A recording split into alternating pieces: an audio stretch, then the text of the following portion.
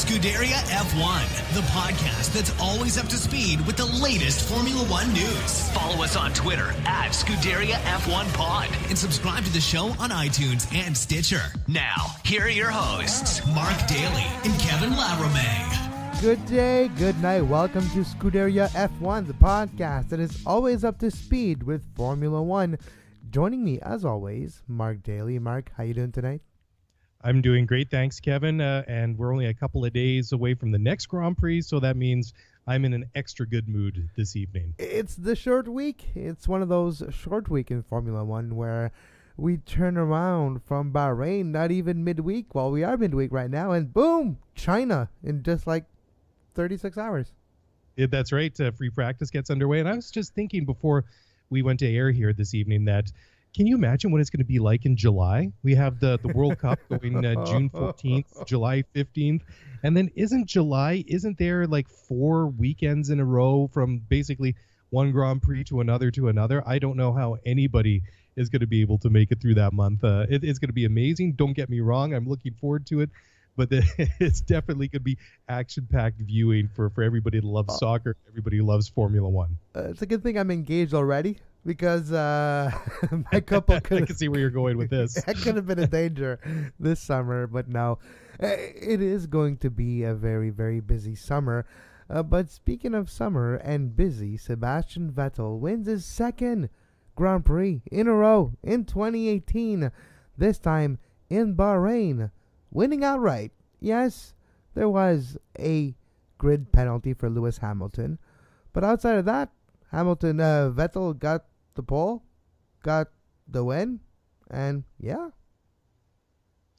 Yeah, amazing, right? I mean, if you come into the season right now, say you kind of spaced on the start of the 2018 Formula One season, and you just went and surfed to the standings to see who's leading the World Drivers' Championship, and you saw Sebastian Vettel with 50 points ahead of Lewis Hamilton, you might think, wow, Ferrari's doing really good. And, well, I mean, of course they have. I mean, to win a Grand Prix is a feat, but it really doesn't reflect the balance, I think, of the first two races of the season. Obviously, Vettel got very, very, very lucky in Australia 2 weeks ago, winning after overtaking Hamilton. Oh, we lost Mark for a second. I think his mic got unplugged.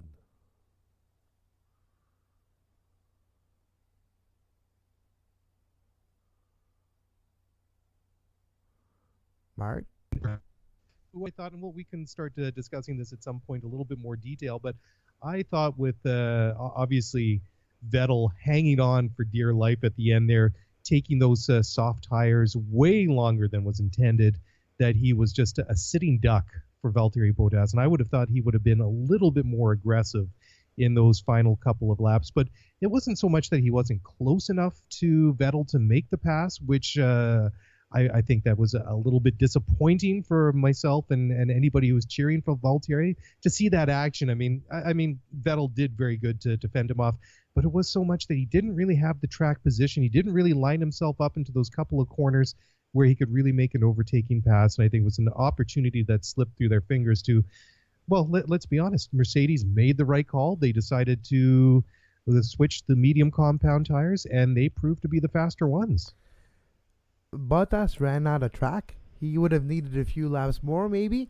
But I think there's something about the way those cars are, again, designed to be either up front, but when you're coming up on the car in front of you, the aerodynamics are throwing everything out of whack because you don't have any air to give you downforce, which that's what the aero kits do nowadays. Is they give the air reflecting off the car just many different directions to make sure it gives the most amount of downforce possible on the cars. We even see the extra finger, which is hard to see, but in the back of the diffuser Ferrari, there's one of those fingers. You see those like 4 diffusers that we've seen on each side already many times.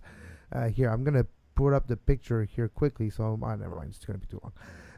But you see one of those fingers go from the side, then it goes back up, and it goes up really to just catch that small little wave of air coming over and give him more downforce. Everything is generated to generate downforce. Every single thing is designed to generate downforce on the aero side.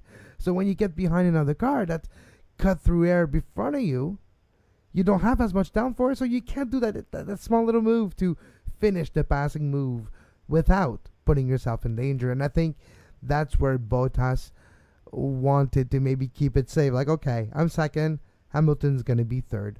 That's a lot of points for the Constructors' Championship. And Kimi's gone already because or an accident in the pit we're going to talk about later.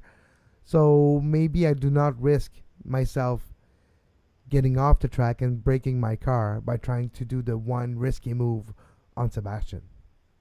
Yeah, that's one way to look at it. I think that he should have been a little bit more aggressive, especially when you think that he is in his option year at Mercedes. And as we've talked about many times in the past, that you're not just only expected to win races, you're expected to fight for championships if you're a Mercedes driver. And I think with Sebastian there, as I said, as a sitting duck. And I thought the race radio at the end of the race was just absolutely classic.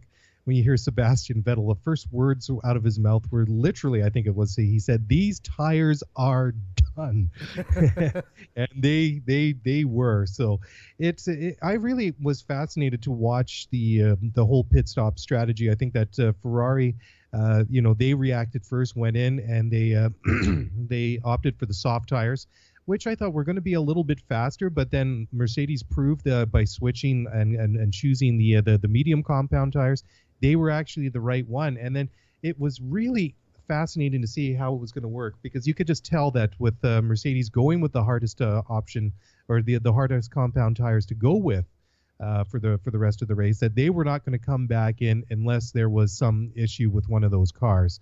So that really put Ferrari under a lot of pressure. So, I mean, obviously, they were going to have to pit those cars again. And we saw that with Kimi Räikkönen. Unfortunately, Kimi had that incident in the pit lane that he was released again way too early. And that left rear tire did not even come off of the car before the car was released. I mean, it wasn't even like a Haas situation where they got the tires on, but the car was already speeding down the pit lane. But unfortunately, they didn't get a chance to get the tire off, and then that same tire hit the mechanic really, really hard. Like, oof, ouch, that's gotta hurt. And we now know that it's a broken leg. The mechanic suffered a broken leg. Go watch that in super slow-mo. I can tell you that you can actually see that poor fellow's leg bend about 90 degrees as he goes to the ground. But I mean, you can't blame Kimi Räikkönen for that. He doesn't decide anything. It's all automatic. Somebody tells him to go, you go. But now, how many races in a row? Like, it happened more than once last time, twice with the Haas, and it cost him the races. We see this happen with Ferrari, and we've seen other instances of unsafe release over the last 2 weeks. Is there something new in the system that I'm not aware of? Is there new gimmicks, new widgets?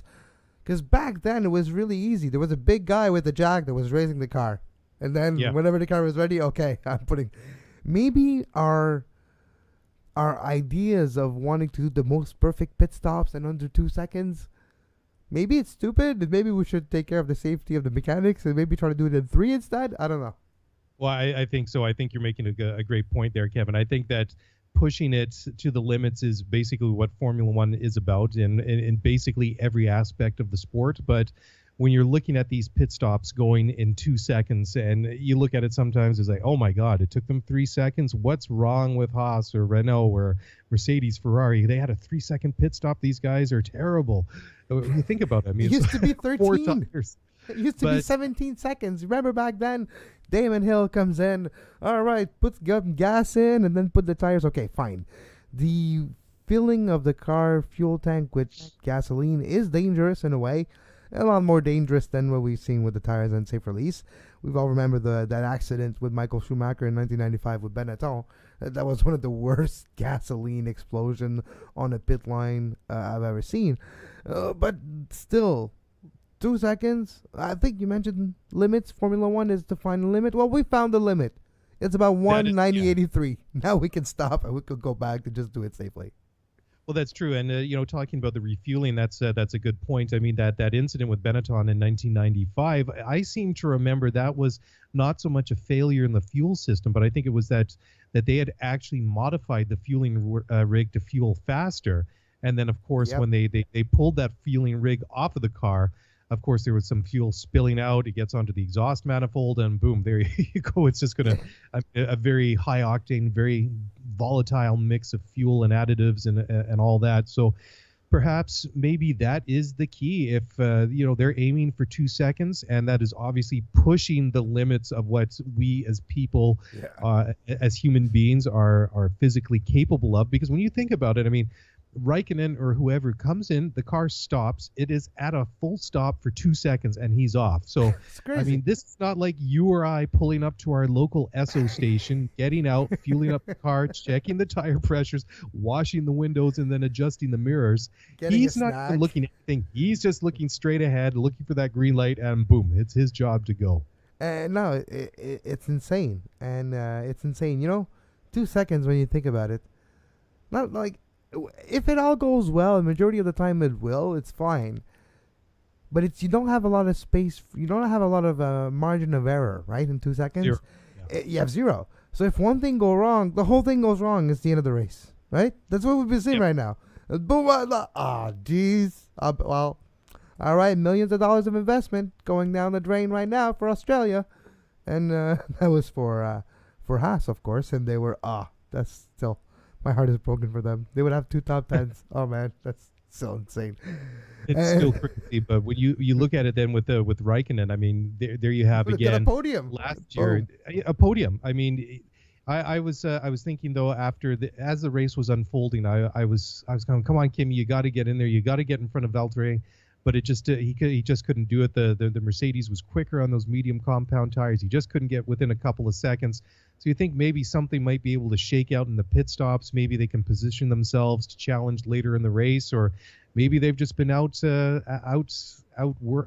stratified, if you want to call it that. Yeah, Mercedes has beat them in the strategy game, and they're going to sneak the podium, the top 2 steps away from them. But it was quite fascinating. I mean, obviously that threw a big wrench into everything. I mean, let's just put aside the unfortunate human cost in the poor mechanic who was injured, thankfully not too badly. But then you hear the race control, the Ferrari mechanic, Vettel's engineer, say to him over the radio, Sebastian, plan D. Yeah, plan D at that point. True, D, the 4th plan. In all my years of being a Formula One, Kevin, and I don't know about you, but I don't ever recall anyone ever telling a driver it's on to plan D. No, because usually it's always plan A. Nothing usually goes wrong. But in this case, Kimi Räikkönen's incident because of a guy with a broken leg, well, guess what? We're not going to pitch you again. Hold on to your tires and hold on for your dear life. One thing you mentioned, and I think it's we need to touch on it a bit more, is how, yes, Ferrari has won 2 races. Sebastian Vettel has won 2 races. But I can't shake the feeling, same feeling for the last 3 years, that Hamilton's got the best car. And on any given day, I think Hamilton still has more chance to victory than Vettel on any given Sunday right now. Yep. If there's another 3rd and a 4th and it's without nothing happening to Hamilton, maybe. But so far, I still can't shake that feeling. Yeah, Kevin, I totally agree with you. That's why I think if you look at the World Drivers' Championship at the moment, I think it is very misleading. And I think that Vettel will probably be the first fellow to admit that the motor racing gods have been kind to Ferrari over the past couple of races. And you got to think right now is that Lewis he's mad. He's motivated. You know that this is eating away at him inside, knowing that he can go out there. I mean, all credit to him. I mean, he did start 9th after qualifying in 4th, which was not really the best. I mean, Ferrari did have the better car in qualifying, obviously, with the front row lockout. And Lewis, I think, he wanted to qualify as high as possible because he had that gearbox penalty, which dropped him a further 5 places back. But, I mean, a very good recovery drive nonetheless. I mean, to get a podium after all that, I mean, you talk about Ferrari getting some luck. I think Lewis got a little bit of luck there, inheriting that podium finish from Kimi Räikkönen. But he's now 17 points behind Sebastian Vettel in the championship. And I thought it was a bit of a stupid question by David Coulthard on the podium afterwards, saying, well, Sebastian, after looking at the stats, a driver that's won a race, or the first two races of the year, going back to 1982, has gone on to win the World Championship. And I thought that was a bit of a silly question. I think that Vettel answered it perfectly. He said, well, in 1982, they also had less races, which I thought was a good answer. And then in 1982, we thought smoking was good for us.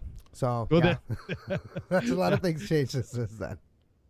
That's right. And then I think he said, and I think he went on to expand on it and say, sometimes the stats work for you and sometimes they work against you. Come on. I mean, we're 2 races into the season. We've got 19 more races to go before this thing is over and done with. And is it going to come down to the wire at Abu Dhabi in November? Who knows? Maybe, hopefully, but we'll have to wait and see. And there's going to be a lot of racing between now and then. And, of course, not only are we going to be talking, obviously, a lot about Ferrari and a lot about Mercedes this year, I'm hoping that we're going to talk a little bit more about a fellow by the name of Pierre Gasly and a team by the name of Toro Rosso. A P4. Amazing. I don't think anybody saw that, but I can tell you the happiest people in the paddock, besides obviously Gasly and Toro Rosso, had to be the people at Honda who probably felt justifiably relieved after all the stuff that they've been through since returning to Formula One in 2015. Not just to get a points finish, but they weren't very close to getting a podium, but let's say, save Vettel and Bottas tangle and take each other out in those last couple of laps.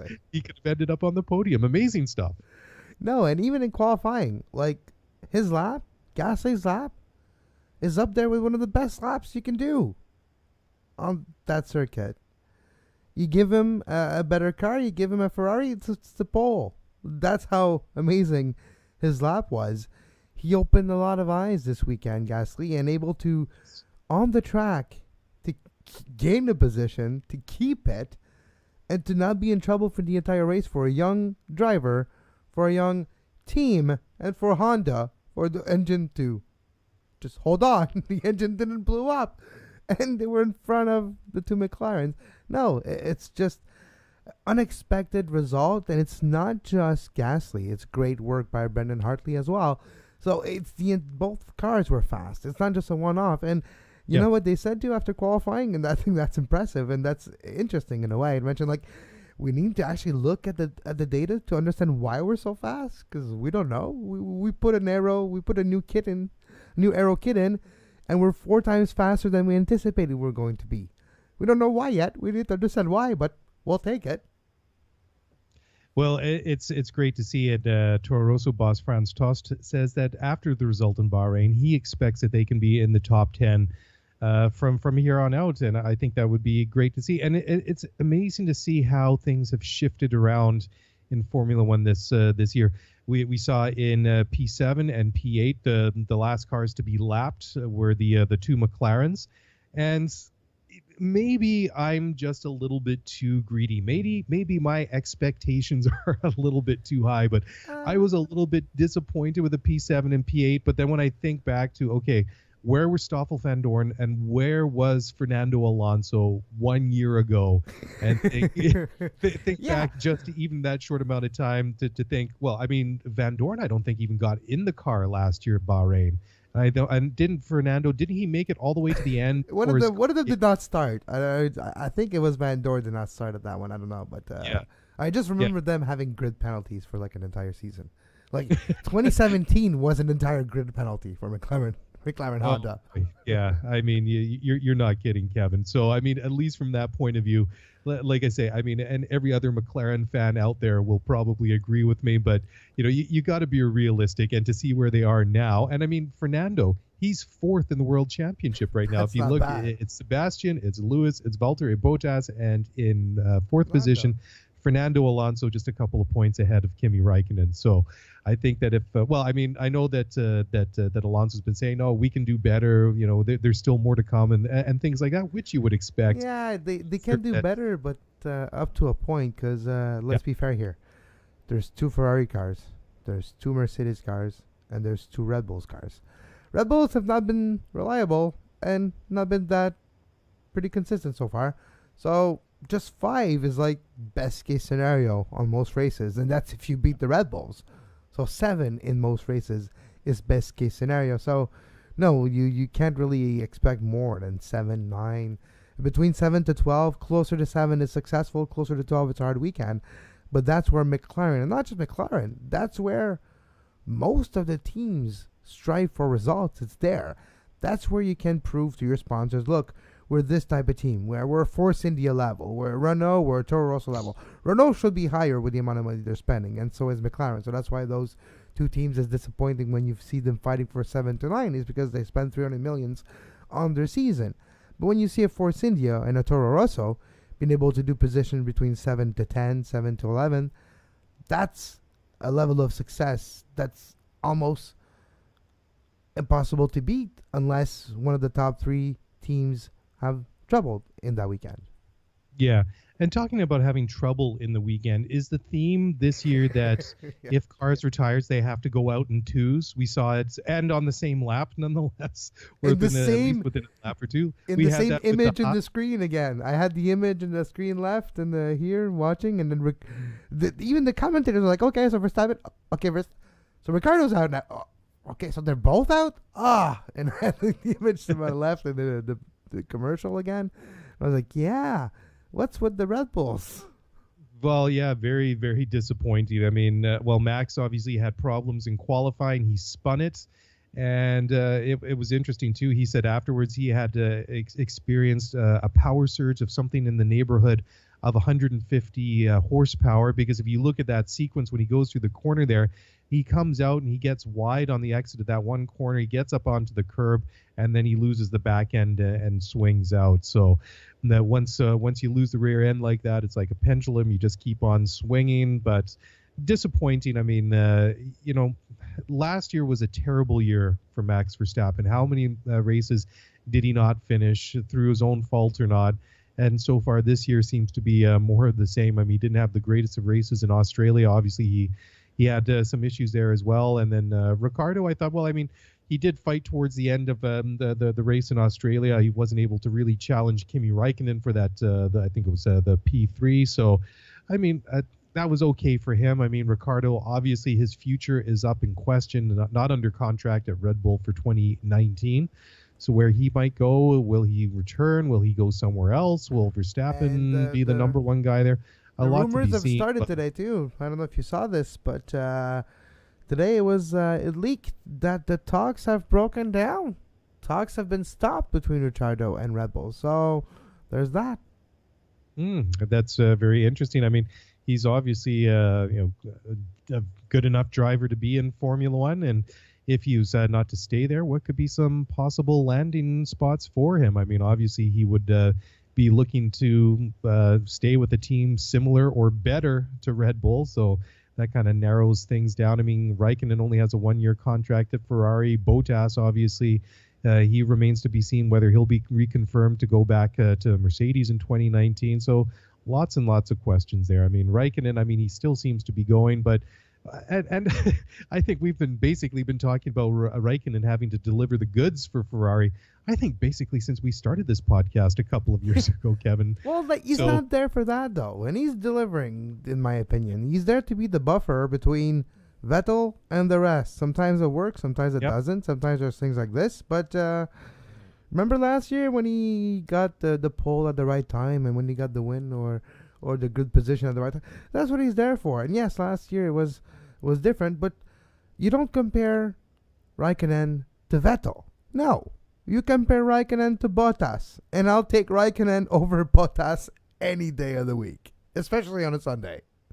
Yeah, well, I think that Kimi has like that little bit of grit to him. I think he's a little bit more aggressive when he needs to be. I think that like I was saying a little bit earlier, I was disappointed that Bottas really didn't try and force the issue and get around Vettel for the victory, because we saw earlier in the race when the tires were fresher and when the cars had the speed. I mean, how easy was it for Vettel to get around Lewis Hamilton at the pit stops there? Obviously, Hamilton wasn't forcing the issue. He knew that Vettel was faster. He knew that they were playing a different strategy. So why not not hold him up or fight for him for position, because that's not the guy that you're really fighting for track position at that point in the race. They were obviously looking further down towards the end of the race there. But I really think that Bottas could have done a lot more there. I think that Mercedes really let one slip through their fingers. And I think maybe that if you're Toto Wolff or Niki Lauda, maybe you're just making a note of that in a ledger somewhere that come time to discuss your driver lineup for 2019. Is that obviously an issue? I mean, that's obviously going to go into the cons column for Valtteri Bottas. So he's got to do more. I mean, obviously, just sort of being there and just to finish and race for second is not good enough for Mercedes. And no, exactly. And now with having maybe Danny Ricciardo available next year, both Mercedes and Ferrari maybe having one seat open. Yeah, a lot of possibilities out there. And the fact that maybe if you're Lewis or Sebastian Vettel, you might not want Danny as your teammate because he's pretty good. So there's that aspect to it. Absolutely. Well, Kevin, I think that there were also a couple of other interesting results in Bahrain that maybe flew under the radar to a certain extent. Nico Hülkenberg finished sixth for the Renault. Oh, wow. So that's not bad at all. I mean, I think that each and every year they're getting a little bit better. I mean, they're sort of, I'd say, towards the front of the best of the rest of at the moment. Obviously, stuck in between there, and in P5 was Kevin Magnussen in the Haas. I think that one flew under the radar a little bit. Obviously, everybody was gushing about the result that Gasly got in the P4. And then a guy that's maybe, I can say certainly I've given a fair amount of disrespect over the years, Marcus Ericsson. I've always labeled him as a pay driver and a guy that is only in Formula One because he brings a lot of sponsorship. I mean, he managed a P9 in the Sauber, and you look at his teammate Charles Leclerc, he only finished in P12. So that is a decent one. And you look at how he's managed to kind of like hang on at Sauber over the years. So maybe there's more to Marcus Ericsson than his wallet. It's the Alfa Romeo engine, though. And first of all, I think it's because that car looks so good that it's the design gods that are like, okay, you look so good, you cannot be in the end of the peloton. You have to be at least mid-tables. Whites in that sort of metallic maroony color that they Red, have. Alfa Romeo. It looks great, right? And maybe the Ferrari partnership, like we mentioned, this is still not talked about as much as I would like. The Ferrari partnership with Sauber is a lot bigger than it was just a few months ago. Alfa Romeo branding, guess who's the owner of the Alfa Romeo brand?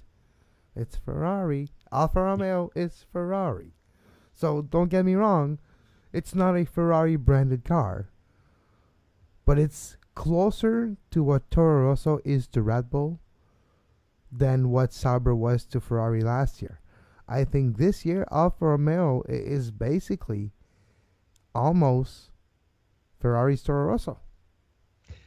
And well, that's what you would expect too. I mean, remember last year they had the 2016 spec Ferrari engine in the back of the Sauber, and I mean it was terrible. Just uncompetitive. It was terrible. It was just not designed for the new cars and the new regulations that came into effect for last season. And I mean, it was obvious right from the very get-go that it was just going to be a painfully slow season for Sauber. So I mean, a very, very good result for them. And if you look at the Constructors' Championship at the moment, obviously at the top, you expect to see Ferrari. You expect to see Mercedes.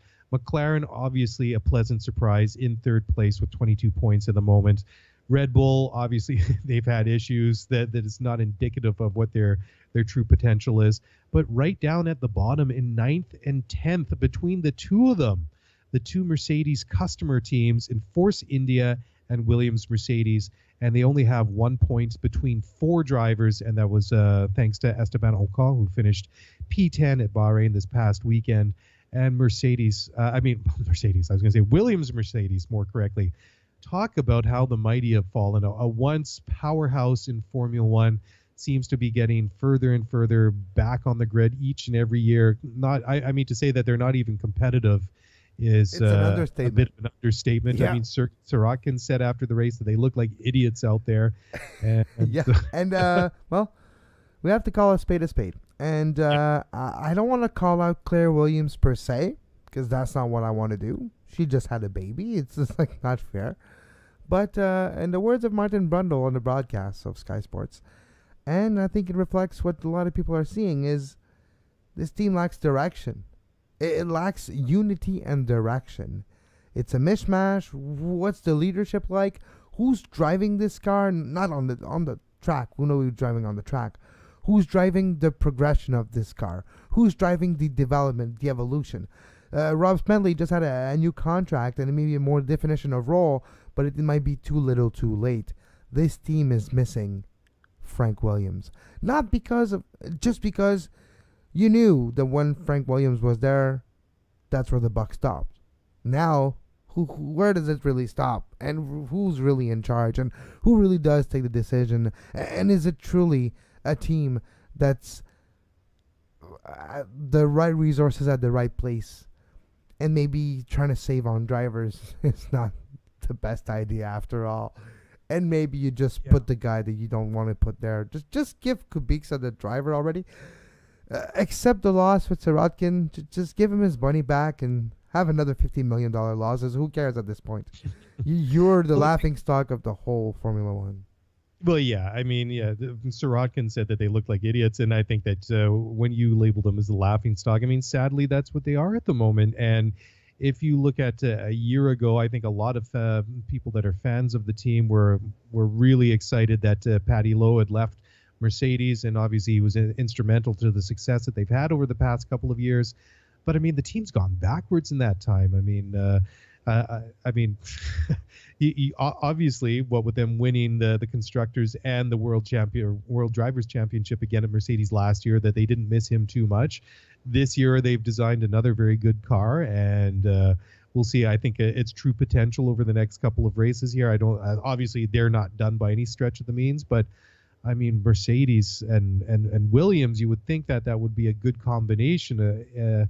A very, very good engine in the back of a car that is, comes from a team that has decades worth of experience in Formula One. You don't expect to see Williams at the back. And I mean, it wasn't really all that long ago either when only the last couple of years when Felipe Massa and Williams were basically the best of the rest. So they've fallen a very, very long way down. Bottas was there. So it's not that long ago. Bottas had a chance to... Is he happy, do you think? He was there in the last two seasons where Williams were Williams. And then last year, like, phew, I dodged the bullet right there. I got called up to Mercedes just the right time. Thank you, Nico Rosberg. I think Valtteri Bottas forever needs to send a box of cookies to Nico Rosberg on Nico's birthday. Say, you know what, Nico? Thank you for retiring. You got me the hell out of Williams, and I am forever grateful. Well, that just sort of lends a little bit more ammunition to my theory that Valtteri needs to get a move on, because if he doesn't get the job done at Mercedes this year, he could very well find his way back to Williams next year. So talking about Nico Rosberg, why don't we move on to other topics now after the Bahrain Grand Prix here. And Nico Rosberg, the 2016 Formula One World Champion, is going to debut and demonstrate the new second generation Formula E car later this spring when they have the Formula E Prix at in Berlin. And Rosberg, he's putting his money where his mouth is. A couple of years ago, he said he would not really be interested in driving in Formula E, but, well, okay, he's going to be driving, maybe not as a competitive driver, just as a demo, but he's actually going to invest in the formula itself. I think this is an amazing development, and I think Rosberg said it best, that he sees it as a formula, a type of racing that has a very, very big future in front of it. And I think it is just another indication, just with some of the names and some of the manufacturers that get involved in Formula E each and every year. So it's going to be interesting. It's going to be fun to watch this year. And I'm really looking forward to seeing what these new second generation cars can do. Yeah, I'm not sold with Formula E. I was more until I attended the race, until I see what it is. And first of all, the way this championship is led with Mr. Haddad is a bit weird, and it is reminiscent a bit of Bernie Ecclestone, but that's just one thing. Well, what actually was really troubling for me is still gimmicky. Like, you change car half the race. This just doesn't make any sense. But the next generation will be different. The next generation car, the battery will be able to last the whole damn race. And it will make for a more intuitive following of the race where you don't see the guy jump out of a car, run to the other. You know, it breaks a bit of the fourth wall. It breaks of the... I don't know. It kind of changed a bit. And we're so used to seeing normal racing that seeing, oh, this guy's got to boost more for 10 seconds, but we're not used to it. We're like, okay, this guy's got more fuel, he's faster. Or no, more fuel, he's slower. Less fuel, he's faster. His star and newer is he goes faster. So we're used to that. We're not used to, okay, managing power, energy. So we're going to get used to it slowly. And eventually, Formula E and Formula 1 will be the same damn thing because, well, eventually there won't be any more gasoline on this planet anyways. So we're not going to have a chance with putting our cars with batteries. Exactly. I think that'll be interesting to see how these two series sort of develop and kind of race in parallel to one another. But Formula E is not the only series that have laid out some groundwork for the future. Before the Bahrain Grand Prix, Liberty Media laid down their proposal for the 2021 season when basically everything up until then ends. the current Concord agreement, the power units, basically everything is set in stone for a couple of years. So 2021 is that basically line in the sand where everything will be brand new or not. So the areas that they're looking at, and there's several of them, there's the power units, costs, revenues, sporting and technical rules, and then governance. So the power units obviously continues to be a big source of discussion among the fans. I think that obviously the big discussion and the controversy when the new hybrid turbo engines were introduced a couple of years ago, and they were just so darn quiet compared to the glorious V8s, V10s, V12s, and all the different variations thereof that made Formula One what it was over the previous decades. But what they're suggesting or what they're proposing is that they want cheaper, simpler, louder, and have more power and reduce the necessity of grid penalties. So that's one thing that they're looking at. They want the engine technology to remain road relevant, which I suppose is fair enough, although I don't know how much of relevancy there is between a V6 hybrid turbo Formula One engine and, say, somebody's Toyota Prius. But I suppose in the broad strokes, in theory, there is. The costs, Liberty, they want it's not so much how much money that the Formula One teams are spending, but it's more how they're spending it. So I think they want the teams to be more focused on their spending. And they say that while that they want some standardized elements and parts in the car, that the differentiation between a Mercedes and a Ferrari, or perhaps even between a Ferrari and a Haas, because that's obviously been a bit of a contentious issue in the paddock over the past couple of weeks, that perhaps there's more Ferrari in that Haas than there is Haas, but that's a different debate for a different day. Revenue, of course, a big thorny issue. Of course, the Formula One is all about money. So they're talking about creating or maybe distributing the wealth among the teams fairer, and that the prizes will be, I guess, more fairly distributed among the teams. So your teams. So Ferrari's not going to get a check of 150 million euros before the beginning of the season. Yes, well, they do say that their historical franchises is still a very important part of Formula One and is still recognized. But yeah, they're not just going to get that big check at the end of the year or the beginning of the year because they're Ferrari. They're going to get still recognized for that and still probably get a big check. It just might be a little bit smaller than in the past.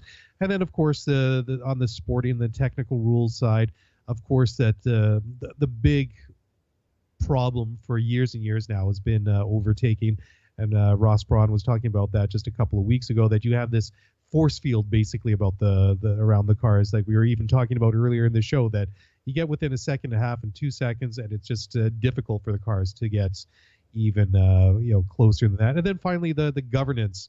part of it. They're suggesting a simple and streamlined structure between the teams, the FIA and Formula One. So Toto Wolff, at least he said in the beginning that it's a good basis, if you will, a good starting point for discussion. But you know how political Formula One is, so we'll wait and see where it goes. And I think that it's always going to be about the spending and the revenue and how that the money is going to be distributed among the teams. So to you, Kevin, what are some of the points that have stood out from this proposal from Liberty? Well, it's the same that it's always been. You got the big teams that are already ahead that don't want their advantage to be nullified by the rules changing too much. So that explains the position of Ferrari and Mercedes on those. You got the mid-tier teams that are like, all right, well, if we have those rules, our money will have a bit more weight, so we should be able to bridge the advantage that the top two teams have. So McLaren should be happy. Red Bull, we'll see. Depends if they can find an engine partner that is worth it for them, and because Renault might stop selling engine altogether and just keep it for themselves. We know this happening in the next few years. So once that happens, you have Red Bull maybe thinking, okay, we got a lot of money and maybe our dollar will go a little further, so it's good. But again, it's the disparity is going to be there from the top team to the bottom team. There's not a cap. There's not something to cut spending to a point that actually makes a dent in the performance of cars. And that's the case. You remember the president of Force India last year saying, look, if you really want to make a difference and want to make a dent in how this sport is perceived and is played on the track and actually make a dent in the performance of the cars, cap the spending to everybody at 150 million. So it doesn't matter if you're Ferrari, Mercedes, or Toro Rosso, or Force India. Everyone's got $150 million to deal with the development of the car. Deal with it. And then we see the best cars on the track. Maybe that's more the way to go than capping it to a level that you still, if you're Ferrari, you can still spend $350 on your car and you're still going to get that advantage.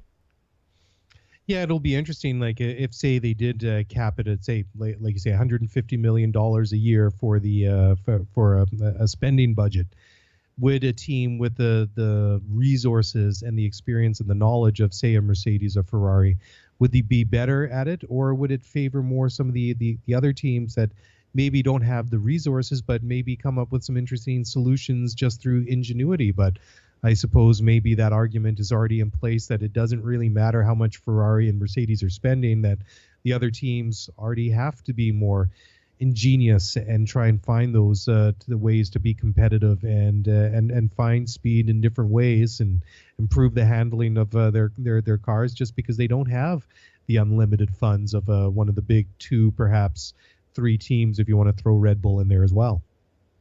Yeah, no, exactly. So we'll see what happens of it, but I still feel like the decision won't be drastic enough to actually implement a change that does reshuffle the landscape of Formula One on the track in 2021. Just because you mentioned a lot of lobbying will be taking place. Toto Wolff has already started lobbying in public by saying, oh yeah, it's a start where we can negotiate. Really? Your boss saying this is the guideline he wants, and your first reaction is it's a start, we can negotiate, which means I'm going to try to battle hard for the point that I want and try to have them included in those rules. So we'll see how my leverage goes versus your leverage. So it's already politics and it's already lobbying. So we'll see what comes of it. But I have a feeling we're still going to have Ferrari, Mercedes having kind of like what they want, just because no one wants to change everything all at once. And that's what happens. And look, Ferrari and Mercedes are the United States and Russia of Formula One. What I'm saying is both got a sphere of influence in other teams. So you got to, all right, this is the Cold War, okay? It's 1985 and it's the Cold War. Formula One is the place. You got the one side, we'll say the communists because they're red, Ferrari, and you got Mercedes on the other side. I could have gone either way, it doesn't matter.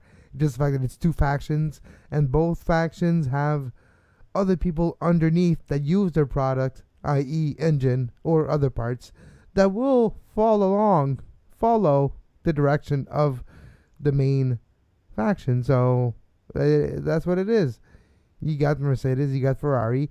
You both got them with a following of teams that are partners in a way. And then there's just like 2-3 teams left that are going to have like nothing to say anyways because it's one vote. So that's what it's going to be. Sorry if I am bursting people's bubbles right now, but I've lost my innocence a long time ago. Well, that's fair enough. And, honestly, Kevin, when you look at that, I mean, you can take all those different areas that they're looking at and split it into two areas.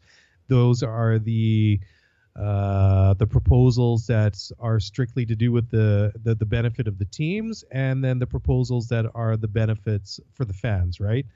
I don't really care how much that the teams are spending, as long as it's sustainable and the teams that are in Formula One can afford to be in Formula One. So that's fine. I mean, the things that I find interesting is I don't really care how streamlined the interaction between the FIA and Formula One and the teams is, as long as it works, right?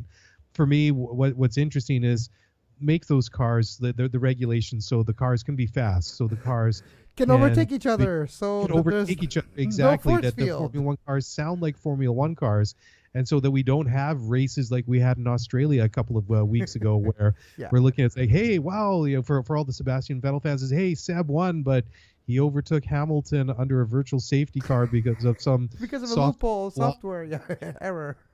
Yeah. So, I mean, I think Here's by the time solution. all shakes out, that who knows what it'll look like. But take a NASCAR body. You take a NASCAR body, you put a Formula One engine in there. So never mind the halo, you don't need it anymore. And guess what? You can overtake now. There you go. Yeah. Done. We fixed it. Boom. More powerful engines that sound more Formula One like, and then I think everybody will be happy. And for me, and probably for you and everybody listening, as long as there's decent coverage, that you're able to get it on your smartphone, on your tablet, on your laptop, on your television, just more visibility. Become more popular in the sporting landscape. So that would be another thing. And then Kevin, one last news before we say goodbye, Mark. It's kind of gone under radar, but Zach Brown has been named now the general manager of McLaren. He's the big boss now. He's the head honcho, not just a spokesperson and not just acting. He is. And I don't know what's going to come of it. Zach Brown is one of the big responsible for McLaren's decision to, with Honda and everyone, but he's the one who really pushed hard, and he's the one who really pushed hard with Fernando and getting Fernando to re-sign with McLaren and all that. So Zach Brown now the main man with McLaren. Yeah, interesting. I saw that too, and like you say, it kind of flew underneath the radar a little bit, and I think it's kind of interesting, just like how the transition from the Ron Dennis era to the Zach Brown era at McLaren went kind of like quietly. When you think about it, I mean, Dennis was ousted basically in a boardroom maneuver about a year ago, and Zach Brown came on, and Dennis quite basically went away very quietly. And I mean, Zach Brown obviously has the resume and the bona fides of a very successful businessman, and he's got his work cut out at McLaren. But as we talked about earlier in the show, at least so far this year, the results have been promising, and who knows, maybe he's the guy to take McLaren back to where they once used to be, or not. We'll wait and see, but that's part of the fun of Formula One. And also, Kevin, one of the fun parts of Formula One is predictions, and it's the Chinese Grand Prix this weekend. Lewis Hamilton has won 3 out of the 4 past years. And what do you think? I mean, it's been a track that's been very good for him. Mercedes has won every single Grand Prix there since 2014. I think based on what we've seen and the over the past couple of races, and we know that Ferrari isn't quite as strong as they want to be, even though they've had the results go their way. You got to think that this is finally going to be Mercedes weekend. You would think, but there's an expression in French, Mark, that says "jamais deux sans trois," never 2 without 3. And I think it's going to be a fluke. Vettel's going to win, even though we're going to feel that McLaren is still the best car. Something's going to happen once again, and I think Vettel's going to win. And then we're really going to have to start to say the question, ooh, is that lead too much? And we'll be like, yeah, there's 18 Grand Prix left. The no lead is too much. But I do have a feeling Vettel will pull it off with another, maybe 2 spots on the podium for the Mercs. So maybe the same damn thing that we've seen, but maybe Hamilton second this time. Yeah, I'm going to agree to disagree. I'm going to say that it's going to be two Mercedes and a Ferrari on the podium. But I'm going to say it's going to be Lewis Hamilton on the top step, Sebastian Vettel in P2, and Valtteri Bottas rounding out the podium in P3. So Verstappen's going to win because we predicted Ferrari and Mercedes. So Verstappen's going to win with two McLarens on the podium. If they get some rain there this weekend, or they have a damp track. I mean, remember at the start of the race last year, Verstappen was towards the back of the grid. He overtook something, what was it, like 13 cars on that opening lap? I mean, it was amazing. Ended up, did he not? I think yes, he did. He ended up P3, ended up on the podium last year, quite a ways back. I mean, Vettel was only about 6.5 seconds behind Lewis Hamilton last year, but yeah, I mean, we've seen that this is a track that the Red Bulls could do on or have done well on in the past, and maybe this is the weekend that they finally get a good result for themselves. So by the time you guys listen to this podcast this week, it'll be pretty close to free practice time at the Shanghai International Circuit, and the Grand Prix itself is just a mere couple of days away, and can't wait. Look forward to watching it, and look forward to talking about it with you all this time next week. Absolutely. And as always, you can follow Mark on social media at Mark Junior Daily, right? That's right. Actually, it's not Junior. It's my middle name, John Russell. But okay. All right. But it was easier to say audio-wise. Okay, so at Mark, MarkJR Daily. And you can follow me on Twitter at Kev Laramie. The show at Scuderia F1 Pod. You like the video version, make sure you follow and subscribe if you're brand new to our YouTube page. Click on the subscribe button and click on the bell to the right to make sure you're notified whenever we put a brand new video on our YouTube page located at youtube.com/Sports Podcasting Network, and as well our Patreon. You like what the network does? You like what we do? You can go to patreon.com/Sports Podcast Network. Your donations and support goes a long way. Over 42 patrons for a few $100s a month so far would help the network pay for its costs and continue. But with our growth, we do need your support. And you can do this right there. Patreon.com/Sports Podcasting Network. And Mark, until next week when we review the Chinese Grand Prix, I wish you a great Formula One.